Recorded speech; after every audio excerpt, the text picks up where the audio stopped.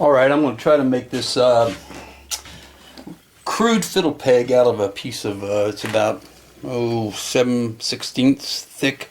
This is walnut, not the best material for fiddle pegs, but I'm just going to do this as a demonstration for Kevin, who has to have a homemade fiddle, cigar box type, made for a school project, and he can't use store-bought pegs. So I rough cut this peg out, tapered to more or less fit the taper of a reamer that I'm going to use. This is the inexpensive reamer from the hardware store. The actual fiddle peg reamer is looks like this, and I usually buy it as a pair with a matching peg tapering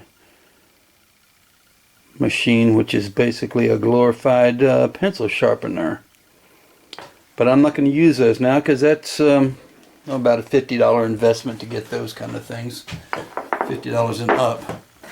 So like I said, I rough cut the peg, and a lot of the old timers would just take a knife, a whittling knife, and whittle it to as round a shape as they could.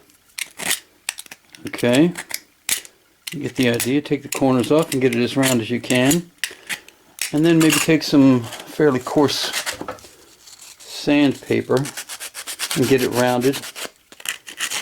And it'll take a few minutes to do that, so I'm not going to show you the whole thing. But the other step is to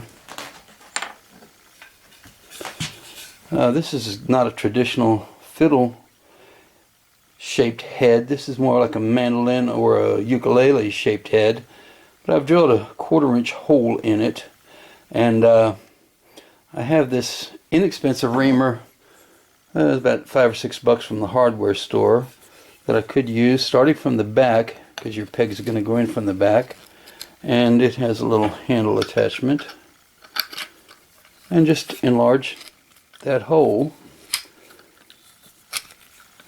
Now before I got this, I adapted an old pair of scissors and made it into a hole reamer. Not real satisfactory, and I have to say that I now use store-bought fiddle pegs because they're inexpensive and a lot easier to use. But if this is for a project where you can't, then the basic idea is to get this small enough, which I'm going to do here in a minute, to get in the hole that you've just tapered. So I'm going to pause it while I do that and then try to show you how it fits. Alright, I have rounded and tapered this peg that I cut from the walnut piece here. It's a bit on the crude side, but I've also taken my scissors and reamed out this hole. I went back with this to smooth it out a little bit. And if you take your time, which I didn't because I'm just doing this for demonstration purposes, the peg will fit in the hole, and you have enough there to wrap your string on. And if you're making a 2-string fiddle, you should be able to do it in a short amount of time. This whole process took me about, I'd say, 15 minutes, and it doesn't turn as smoothly as I might like, but I think there's enough tension there to probably hold a